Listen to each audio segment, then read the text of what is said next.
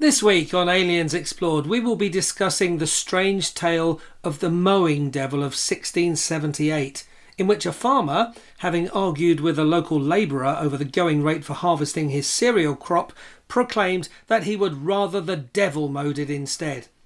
The story is light on detail, but the gist is that the farmer found that the very next day his crop had been mowed, but in such a way that he could not use the product. Join us on Aliens Explored as we ponder whether this is the first recorded example of a crop circle.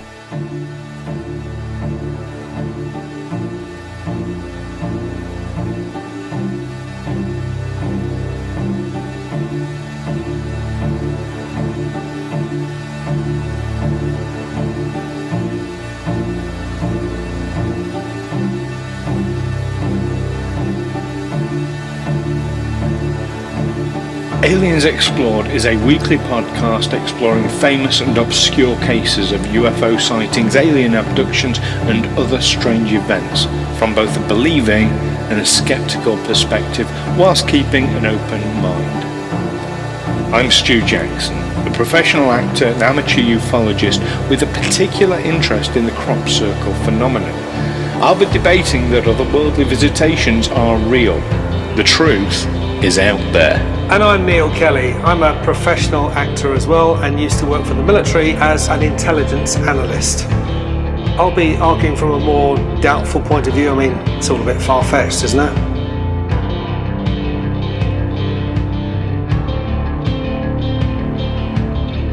Welcome back, listeners, to Aliens Explored, your weekly podcast where we look at UAPs and entities within them, where they go, where they hide.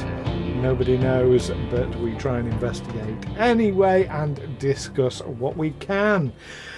I have no idea where I was going with that intro, but I am one of your hosts, Stu Jackson. And I'm your other host, Neil Kelly. How are you today, Neil? Stu? I'm very good, thank you. Now, 2 episodes ago, you made a comment about me wearing my polo neck jumper in the winter. And then I didn't comment 1 episode ago when you appeared wearing a Star Trek t-shirt, which is far more appropriate for the weather we're having. And you're wearing it again now. Excellent. I mean, for our listeners' benefit, we are recording 3 episodes back to back. Yes. I'm not just like not washing my clothes. I thought I'd get changed because I didn't want to make you feel warm, because that's a thing that happens. If you see someone and they look warm, that makes you feel. But also, did I make you feel warm? Did I make you realise that you were too warm by pointing out you're wearing a polo neck sweater on a hot day? No, because it's quite thin. Okay. And I'm quite comfortable. Also, my flat is not. It's I think it's north facing or something, but it faces like basically I don't get the sun or very little sun into the place. And in addition, with my hypothyroidism, my external body temperature is always quite a bit high anyway, so that's just normal to me. Okay. That wasn't the answer you were expecting. That wasn't the answer I was expecting, no. I have to say, I'm glad I asked now.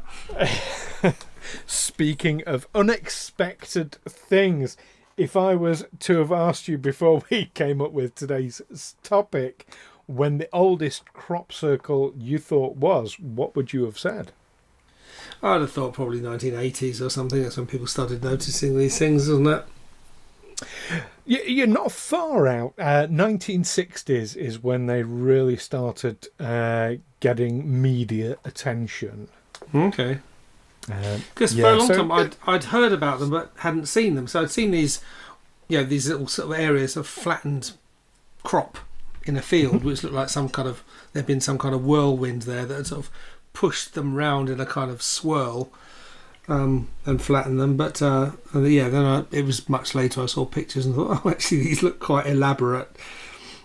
Well, the early ones, 1960s in particular, they were quite simple and straightforward. You would get like 3 circles in a triangular formation, and that would be it, or a circle with like an orbiting line around it. Things but like today, that. So yeah, today we're going back 300 years beyond that. We are just about. Indeed, yes. 1678. So this is a woodcut pamphlet, and I think it's worth looking at what a woodcut pamphlet is. Basically, it was an early newspaper. A woodcut. I mean, basically, wouldn't they have to, carve it onto? They would use wood. They would make a wooden press. Yeah, in the same way that people today will take a potato, or kids in particular, take a potato, cut it in half, and then carve a shape into it, and then use that to press that shape, like dip it in paint, and then you know what I mean. But how? But to cut a bit of wood so that. A flat piece of wood and cut it so it's got small text. Obviously, it's got to be all written backwards, isn't it? It's the mirror image. You get some ink on it and press it on a bit of paper. Well, that would take. How do they make that? That would take sort of laser cutting technology, wouldn't it, to make something like that? So not quite laser cutting. It was certainly a very, very highly skilled job. The way you would start it is you would have a person who would write the piece out on a piece of paper whilst the ink was still wet, and they might do like several bits. They might just do the title as one thing. They might do the body of the text as another. They might do an illustration as a separate one. But whilst the ink is still wet, they would then press that into basically a block of wood, often apple wood, I believe. As a favoured medium, and then peeling the paper away carefully. Of course, you then get a mirror, exactly what you say, a mirror image inked impression. The engraver's job was then to very carefully chip away all the bits of the wood down to a certain depth that didn't have ink on it, and then you can dip it onto an ink pad, onto a piece of paper. This was the earliest form of printing. And it goes back early 1500s, I believe. So it was quite a long time. It sounds like harder work than just writing it by hand. Just getting a quill and writing it on. Hundreds of copies quite quickly. Once it was done, the wood itself would disintegrate after a period of time, but you could get a lot of copies in a short space of time. And certainly these were craftsmen. These were like experts who would do this like almost on a daily basis. So they became very, very skilled at creating these images. So when did John Bull come up with his printing press? Oh, this would be sometime later, wouldn't it? Was it the 1700s? I haven't looked into this. Sounds right. One of our listeners can tell us. Yeah. Actually, no, I need to know. Well, while you're looking that up, so what would happen with these pamphlets, and they were called woodcut pamphlets, just one sheet, they get sold on a street corner for a penny a sheet. And they were effectively newspapers of the day. A lot of them were used for things like talking about witches in particular. They really loved talking about witches. And it was essentially kind of exactly the same as today. They liked to hear about sex and scandals in these things. Yeah. It wasn't like about the policies of the government of the day. It was like what was going on, who'd been found to be a witch, who'd been doing something untoward here and there. But yeah, that was like the majority around the 1500s of what they were used for. So by 1678, these were very, very common newspapers. And this particular one called The Mowing Devil or Strange News Out of Hertfordshire. Hartford spelled H-A-R-T, Fordshire. Yes. In New England.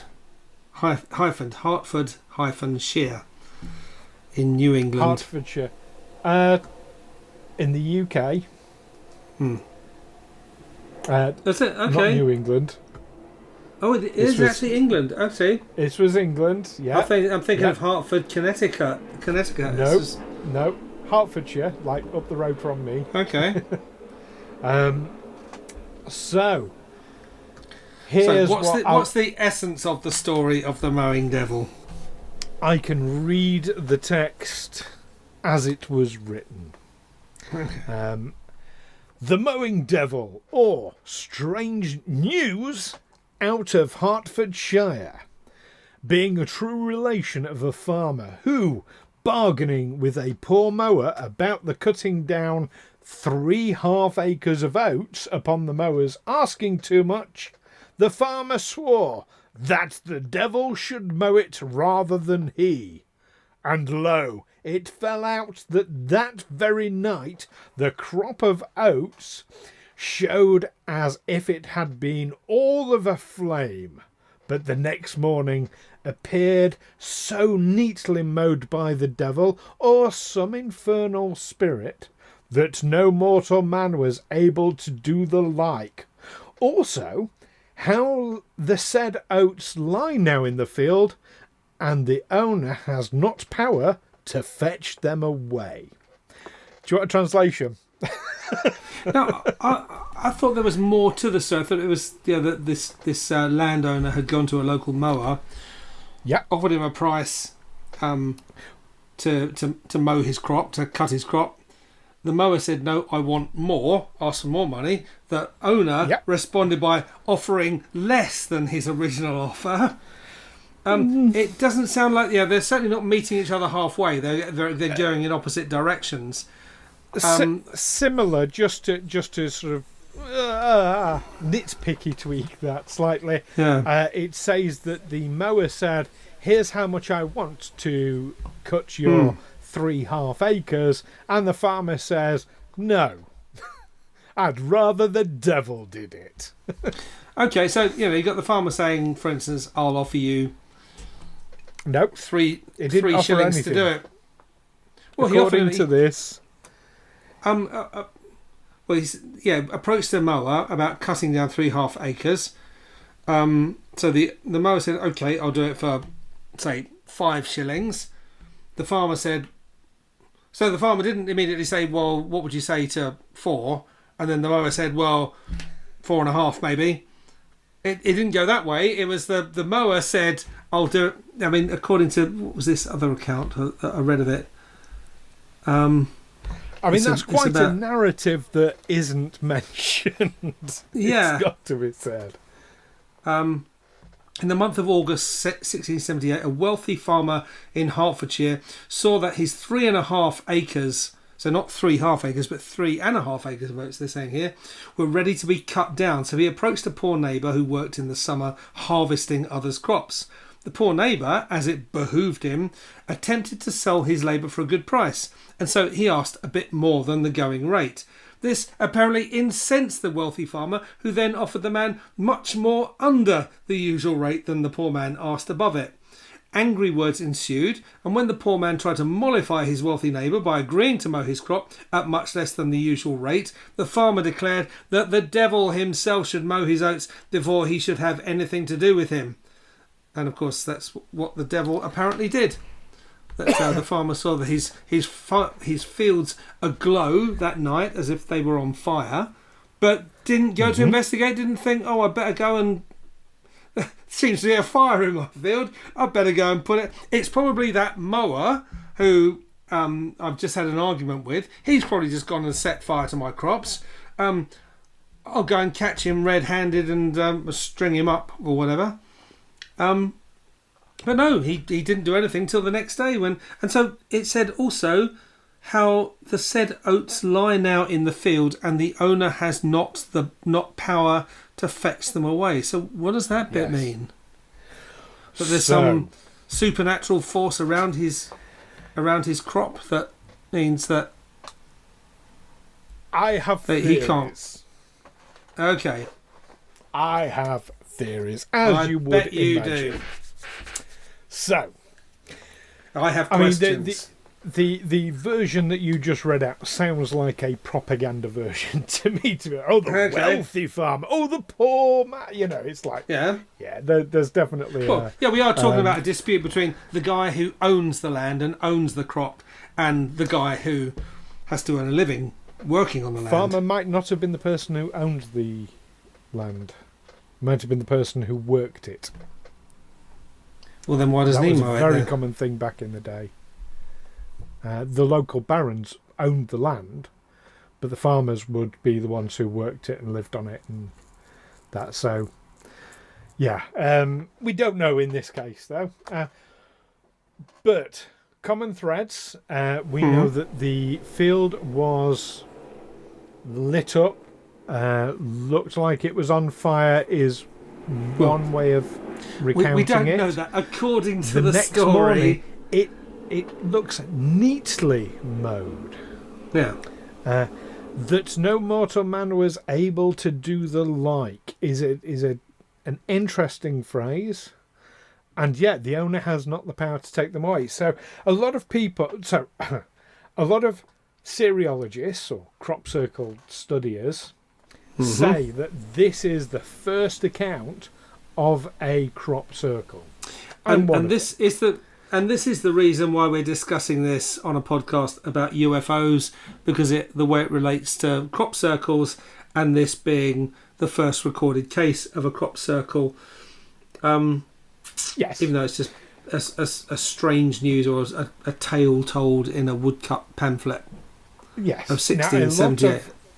A lot of crop circle deniers, let's say, or debunkers, will point to it and say, but hang on, it's not a crop circle because all the crops were cut, and that doesn't happen in a crop circle. They're laid down very neatly, not cut, and it says that the devil mowed it. So I'm going to point to a couple of elements, and I want to kind of address that specific challenge, as it were. It says that to have been neatly mowed in a way that no human does. When you cut crops by hand using a scythe, as one does, not that I ever have, but I've seen it done, when the crops fall, they fall quite haphazardly. It's untidy, and then you come along and you pick them up and you bundle them together, but it's really untidy the way they fall any old how. When you're in a crop circle, everything is laid very neatly. So in appearance, that sounds exactly like a crop circle to me. The idea that, okay, it's cut, but in crop circles they're not. It says that the owner could not remove them. No, because they were only bent, they weren't cut. That's why he couldn't scoop them up and bundle them off. He had not the power to fetch them away. No, you're reading a lot into this. It doesn't say. I mean, the story kind of ends halfway. It kind of says, okay, he sees a mysterious light above his field. That could have been a light that a human mower was working by. Decides not to investigate for some reason. You would think, that's my crop going up in flames, I better go and see to it, but no, doesn't. Just sees this light. That night his field appeared to be in flame, but the next morning the field was found to be perfectly mowed. So are we talking the whole field, or are we talking, if what I'm suggesting is that perhaps if the farmer had been able to elevate himself a metre, 100 metres or so, 100 feet, he would have been able to look down and see that his crops had been cut to spell out the word dick. And it was indeed the mower who had gone and hadn't committed a crime. He had partially mowed his field. It seems to suggest that the whole field would cut. So we're not talking crop circle, we're talking the whole field neatly mowed. Well, we're making a lot of assumptions one way or the other. It's interesting that the illustration, and I know it's an illustration, it's not a photograph, but that is in an oval pattern, which would be synonymous with crop circles. But if that was the case, if it literally had just gone along and it was working by lantern light, and that's what the farmer saw in terms of light, then like I say, the crops themselves would have fallen haphazardly. They wouldn't have been neat, and he would have been able to take them away. Well, what it looks like, I mean, I don't know how they mowed crops in those days, but it looks like you start at the outside corner of the field, and you go up one side and then along, and then you gradually work your way in. So you're doing a kind of spiral until you get to the centre. They go more up, down, up, down, up, down, up, down, like that. Well, in the illustration on this woodcut, it looks like it's being done in a spiral for whatever reason. You're starting from the outside and gradually moving in. So when you get to the centre, you're done. But it just says the owner has not power to fetch them away, even though they've been cut. Because I don't think they were cut. I think they were just bent. It doesn't say that though, does it? It doesn't. It says they've been mowed. One of the issues we've got with these well, there are two kind of issues at the heart of this. One is they would understand that their readership wouldn't necessarily know a lot of the ins and outs of agricultural techniques. So they'd have to use like very simple, very plain language. Okay. The second thing you've got is that you've got not only limited space, but the more words you have, the more complicated it is to create the woodcut in the first place. So you would do it in as few words as you possibly can, and that's gonna change the story. It's a bit like trying to explain War and Peace in a tweet.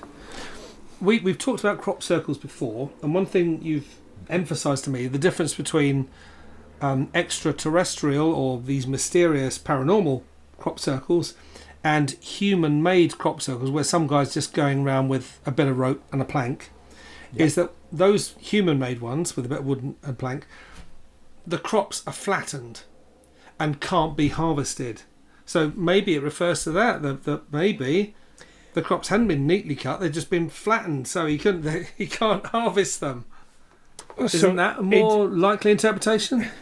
It's not that they can't be harvested. They in fact can be harvested, but it does tend to destroy them. So what the planks do, and yes, I'm referring to the people who do this, not just their equipment, because they're planks.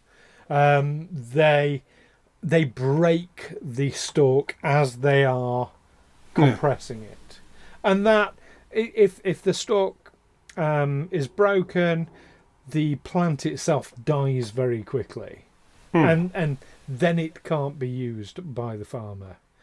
And I'm really, I don't like to call them extraterrestrials because we don't know what causes these other crop circles, but the non-man-made ones, they are bent at the stalk, but it's bent on the node. And in fact, if it's people walking in them that does the most damage, if they are left to their own devices, they'll just keep on growing, just at an angle, and they're perfectly fine to be harvested and all the rest of it. Yeah, but it says, but next morning appeared so neatly mowed by the devil or some infernal spirit that no mortal man was able to do the like.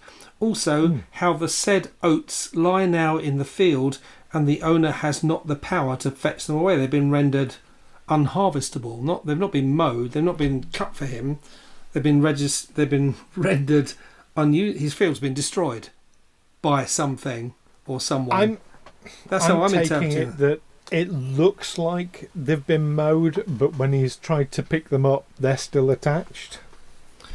It just says the owner has not power to fetch them away. So I appreciate it's open to interpretation. They've not been cut. He can't just come and load them onto his wagon and take them away.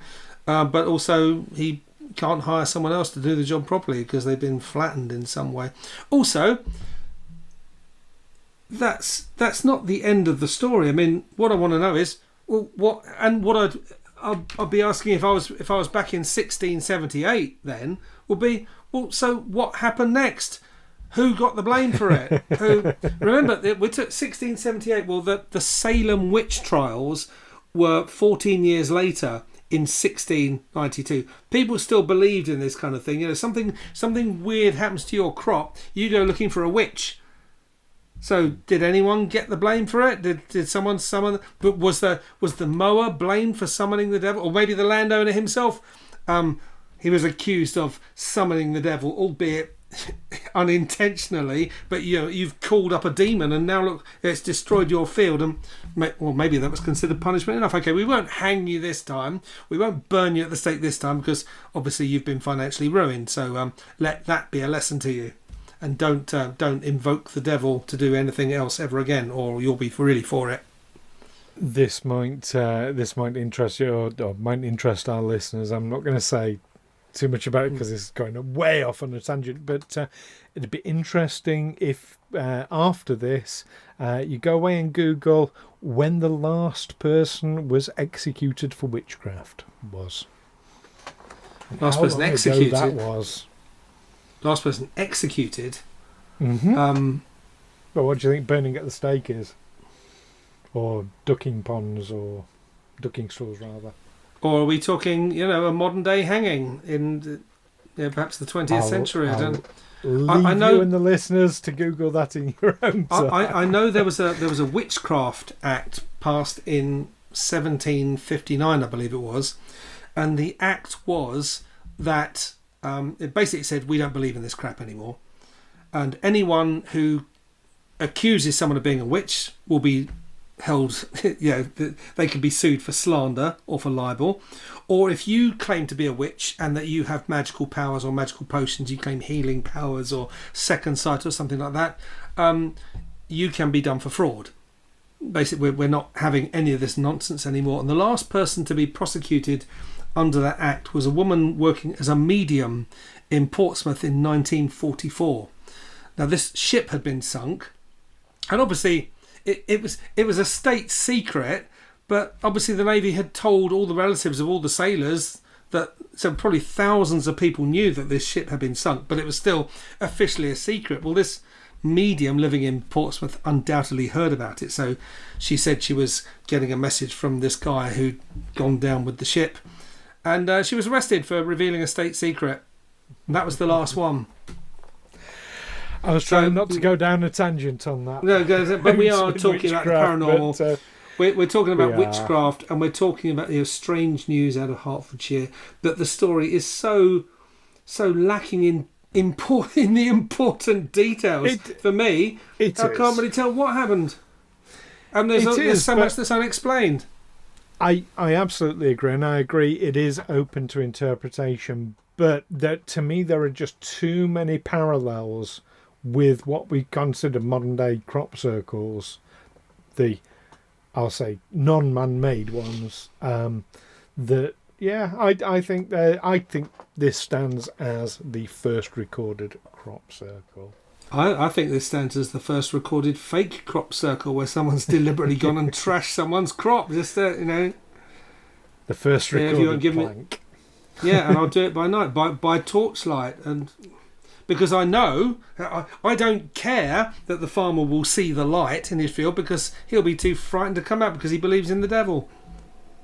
He'll think the devil's working in his field. He'll be cowering under his bed. He won't be coming over to his field to see if it's on fire and whether it needs to be put out. Yeah. Well, it's definitely a possibility, and for those people, possibly amongst the listeners who go out and create crop circles, I'm talking about the people who do it surreptitiously and without the farmer's permission. They're dicks, they're vandals, they're criminals, and they can jump in a volcano, as far as I'm concerned. Well, they'll be prosecuted for damage to property if they get caught. Yeah. Anyway, We've gone on our little rants there. But what do you think, listeners, is the Mowing Devil of 1678? Is it the first recorded case of a paranormal crop circle? Is it the first recorded case of a man-made crop circle? Or is there something else going on entirely? Is it the ramblings of a madman? Was it actually the devil? Whatever your opinion is, we want to hear it. And we want to hear it by email at aliensexplored@gmail.com or through our Facebook, our Twitter, our YouTube channel. You can find all those things by searching Aliens Explored or by looking in the description of this podcast, and all the links are there. And of course, we really want to hear from you through our Patreon exclusive Discord server, because that means that you've helped to support us for the measly sum of £2 a month, and you can do that by going to patreon.com/aliens explored, and we'll love you forever for it. Join us next time when we're actually staying with the crop circle theme next time, as we take a look at a very interesting artefact known as the Roswell Rock. Don't miss that one. I won't. In the meantime, keep an eye on all those old woodcuts, but don't believe everything you read in the press. And of course, keep watching the skies. Take care for now. Catch you next time. Bye-bye.